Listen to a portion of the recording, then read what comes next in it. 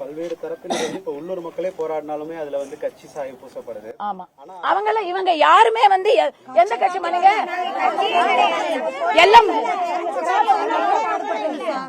எல்லாம் முருகன் கட்சிங்க.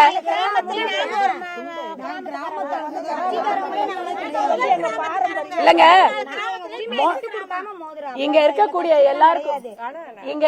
எல்லாருக்குமே தெரியும். மோட்ச தீபத்துல நம்முடைய முன்னோருக்கு, எனக்கும் முருகன் தாங்க குலதெய்வம்.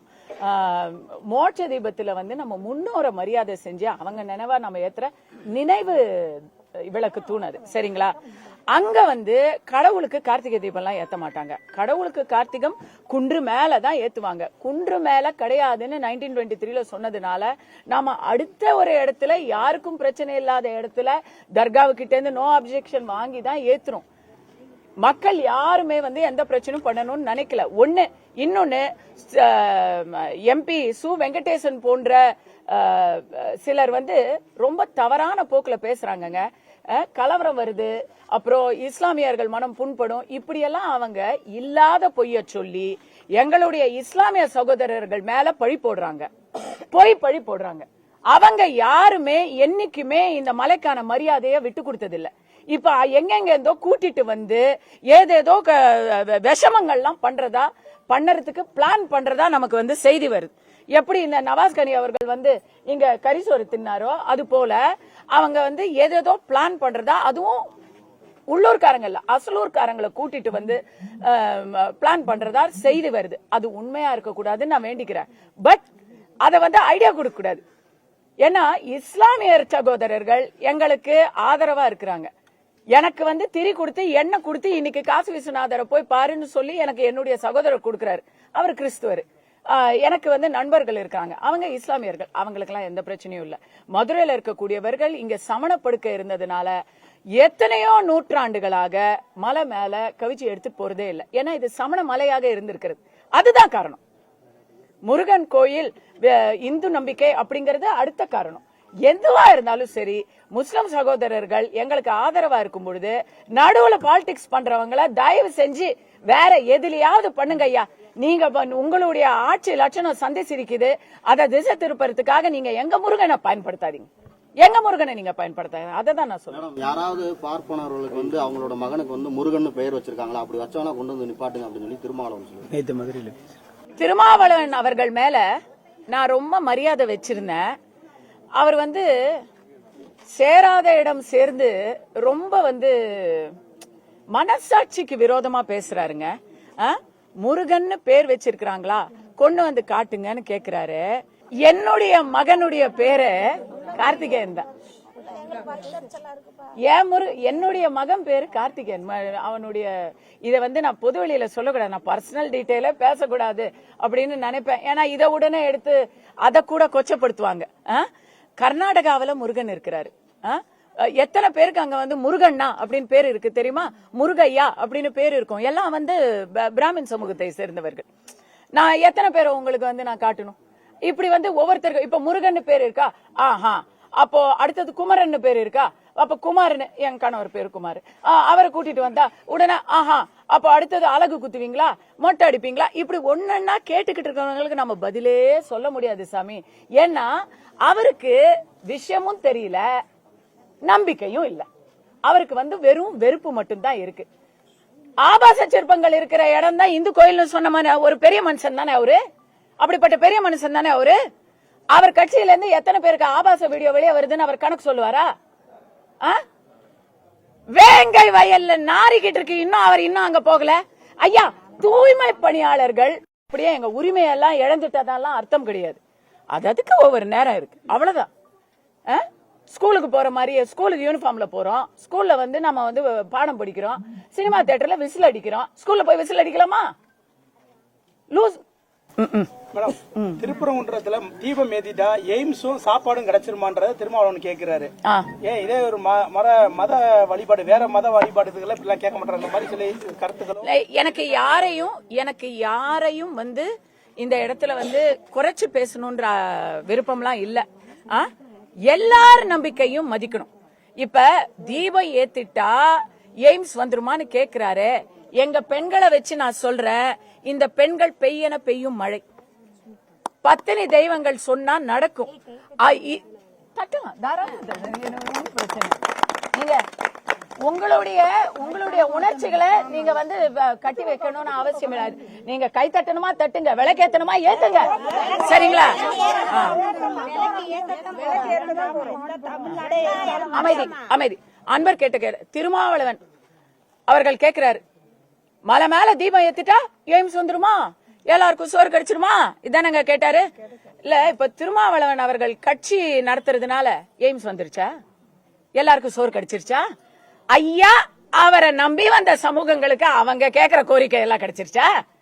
என்ன பையன் அவர் வந்து முதல்ல கட்சியை கலைச்சிருங்க, நாங்க அதுக்கப்புறம் இதுல அரசியல் இல்ல. அவர் இப்ப வந்து அவர் கட்சியை கலைச்சா நான் சோறு போடுறேன் 10,000 பேருக்கு. அவர் கட்சியை கலைச்சாரு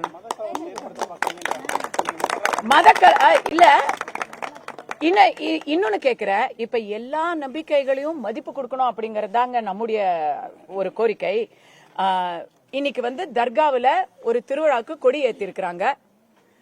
6ஆம் தேதி வந்து சந்தன்கூடு திருவிழா நடக்க போகுது. இப்ப அந்த கொடி ஏத்தினதுனால இப்போ இங்க திருமாவளவனுடைய ஆசையெல்லாம் நிறைவேறிச்சா?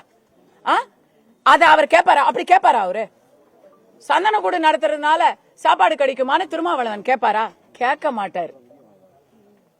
நான் வேளாங்கண்ணில வேண்டுதல் நிறைவேற்றி இருக்கேன். எங்க அண்ணன் கிறிஸ்துவர், அவர் எனக்காக வேண்டிக்கிட்டாரு, நான் அங்க வேண்டுதலை நிறைவேற்றி இருக்கிறேன். நான் காஷ்மீர்ல இருந்து, என் பக்கத்து வீட்டுக்காரி காஷ்மீரி, என் பொண்ணுக்கு வந்து தெரியும் எல்லாருக்கும், என் பொண்ணுக்கு ஒரு பிரச்சனை வந்த போது அந்த பொண்ணு அஜ்மீர் தர்கால போய் வேண்டிக்குச்சு.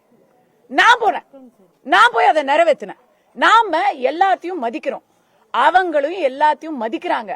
மதிக்காதன்னு கத்து கொடுக்கறதுக்கு நீங்க என்னங்க கட்சி வைக்கிறீங்க? போய் வேங்க வயல்ல போய் என்ன நடக்குதுன்னு பாருங்க, தூய்மை பணியாளர்களுக்கு என்ன நடக்குதுன்னு பாருங்க, இல்ல அட்லீஸ்ட் உங்க சீட்டு பேரத்தையா போய் பாருங்க. நாங்க எங்க வேலையை பாத்துக்கிறோம். இதுல நடுவுல நீங்க யாரு வர்றதுக்கு? மதக்கலவரம் உண்டு பண்ற யாரு உண்டு பண்றா? நீங்க தான் உண்டு பண்றீங்க. திருமாவளவன், திருமுருகன் காந்தி, சு வெங்கடேசன், விநாயக சதுர்த்திக்கு எந்த விதமான ஒரு வாழ்த்தை கூட சொல்ல முடியாத வாய் கட்டி போற நம்முடைய முதலமைச்சர் கிறிஸ்துமஸ் பண்டிகை ஆனா உடனே கிறிஸ்துமஸ் மரத்தோட போய் நிக்கிறாரு. இப்ப நோம்பு கஞ்சினா உடனே அதை குடிக்கிறாரு. நான் அதெல்லாம் தவறு சொல்லல, நான் அப்படிலாம் சொல்லல. எல்லாரும் வந்து நம்முடைய சகோதரர்கள் தான். அப்ப அந்த சகோதர மனப்பான்மை உங்களுக்கு இந்துன்னு சொன்னா, சனாதனம்னு சொன்னா ஏன் ஒழிப்போன்னு கிளம்புறீங்க? அதுல என்ன?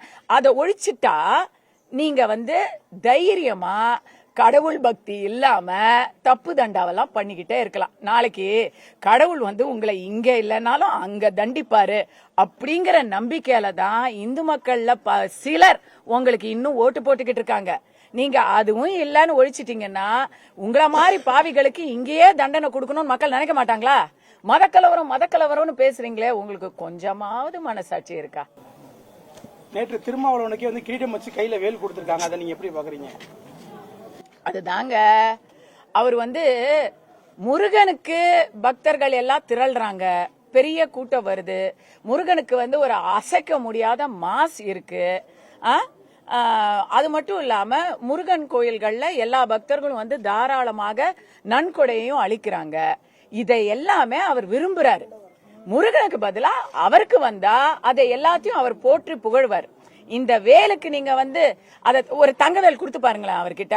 எனக்கு இப்ப வேலுக்கெல்லாம் எனக்கு மரியாதை, எனக்கு மதிப்பு கிடையாதுங்க, நம்பிக்கை கிடையாதுங்க, எனக்கு இந்த தங்க வேல் வேணாங்கன்னு அவர் சொல்லுவாரா? பாக்கலாம். அது அவருக்குன்னு வரும்பொழுது எல்லாத்தையும் ஒத்துக்குவாரு. ஆனா மத்தவங்களுக்குன்னு வரும்பொழுது மத்தவங்களுக்கு எல்லாம் இல்ல. இந்து நம்பிக்கைன்னு வரும்போது அவருக்கு அப்படியே இத பாருங்க, இது ஒண்ணும் அவரை பத்தின தனிப்பட்ட அட்டாக் இல்ல. அவரு முதலாளிங்க சொல்றத அவர் அப்படியே ஒப்பிக்கிறாரு. அவரை பாவங்க விட்டுருங்க. தாவேகா தலைவர் ஒன்னும் இந்த விவகாரம் தொடர்பா எதுவும் பேசாம இருக்காங்க. அவங்க கட்சியை சார்ந்தவங்க என்ன சொல்றாங்கன்னா பாஜகவும் திமுகவும் தான் அந்த இதை பெருசாக்குறாங்க. ஆந்திராவில் துணை முதலமைச்சராக இருக்கக்கூடிய திரு பவன் கல்யாண் அவர்கள் இன்னைக்கு வந்து இது நாட்டை தாண்டி ஒரு குளோபல் பிரச்சனையா மாறிடுச்சு. இந்திய அளவுல எல்லா இடத்துலயுமே சுப்பிரமணிய சுவாமிய, நம்முடைய முருகப்பெருமான பயங்கர சர்ச்சை பொருளாக்கி பிரபலப்படுத்திட்டாங்க. முருகனை வந்து வழிபடாதவங்க கூட இன்னைக்கு முருகனை பத்தி டெய்லி படிச்சு தெரிஞ்சுக்கிறாங்க. அந்த அளவுக்கு பிரபலப்படுத்தினவங்களுக்கு முதல்ல நாம ஒரு நன்றியை தெரிவிச்சுக்கிறோம். அடுத்தது ஆந்திராவில் துணை முதலமைச்சராக இருக்கக்கூடிய பவன் கல்யாண் அவர்கள் தமிழ்நாட்டில் திருப்பரங்குன்றத்தில் நடக்கக்கூடிய அநீதியை பார்த்து பொங்கி வெம்பி அறிக்கை மேல அறிக்கையை விட்டுக்கிட்டு இருக்கிறாரு. அது மட்டும் இல்லாம நீதிமன்ற அவமதிப்பு, GR சுவாமிநாதன் அவர்களுடைய தனிப்பட்ட தாக்குதல், இதை எல்லாமே அவர் கண்டிச்சு அறிக்கைகளை விட்டுக்கிட்டு இருக்கிறாரு. இங்க பனையூர்ல தான் இருக்கிறாரு நண்பர் விஜய் அவர்கள். அவருக்கு பனையூரை தாண்டி வெளியே வந்தா மிஞ்சி மிஞ்சி போனா நேற்று ஈரோடுக்கு போயிருக்கிறாரு. ஆனா திருப்பரங்குன்றம் அவருக்கு தெரியாதுன்னு சொல்ல முடியவே முடியாது. கிறிஸ்துமஸ் விழால நேத்து பங்கெடுத்துக்கிட்டு இருக்கிறாரு. அப்படிப்பட்டவரு கார்த்திகை தீபத்துக்கு ஒரு இது சொல்லிருக்கலாம், ஒரு வாழ்த்து சொல்லிருக்கலாம். ஏன்னா இன்னைக்கு அவரை பார்க்க சேர்ற கூட்டம் எல்லாமே முருக நம்பிக்கை இருக்கக்கூடிய கூட்டம் தான். எல்லா மதத்தையும் அவர் மதிக்கிறாருன்னு சொன்னாதான் அவர் காமராஜர், வீர வேலு நாச்சியார், அஞ்சலையம்மாள் போன்றவங்களுடைய படங்களை வைத்து அரசியல் பண்ண தகுதியானவர். ரொம்ப முக்கியமா இப்ப அவங்க பேரெல்லாம் சொல்றது இல்ல. அவர் இப்பெல்லாம் எம்ஜிஆர், இந்த வாட்டி புரட்சி தலைவி, எல்லார் பேரையுமே அவர் சொல்லியிருக்காரு.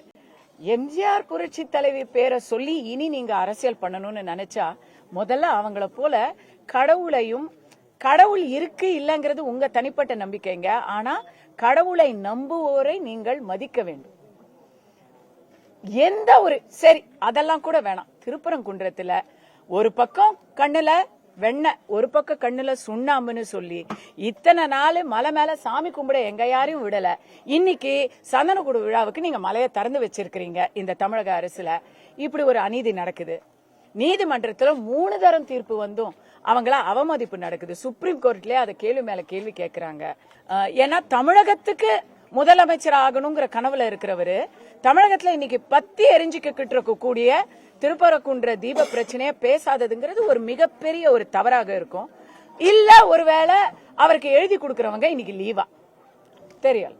எதுவா இருந்தாலும் அவர் தன்னுடைய போக்க மாத்திக்கிட்டு, போன வாட்டி நான் இப்படிதான் கேட்டேன், கரூருக்கு 40 நாள் வரல, இனிமேலாவது வாங்கன்னு நான் சொன்னேன். உடனடியா நான் சொன்ன ஒரு 2 நாள்ல அவர் வெளியே வந்துட்டாருங்க. இப்பவும் நான் நண்பர் விஜய் அவர்களுக்கு, தளபதி விஜய் அவர்களுக்கு இரு கரம் கூப்பி கேட்டுக்கிறேன். திருப்பரங்குன்றம் விஷயத்துல நீங்க ஒண்ணு ஆமான்னு சொல்லுங்க, இல்ல இல்லன்னு சொல்லுங்க.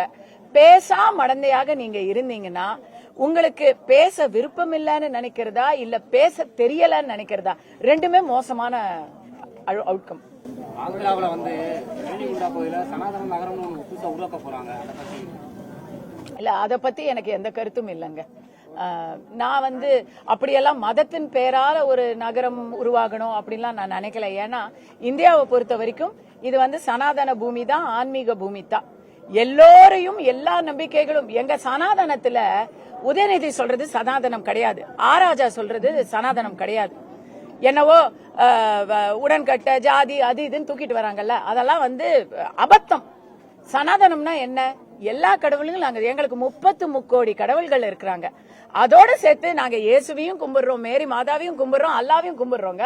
அதாங்க சனாதனம்.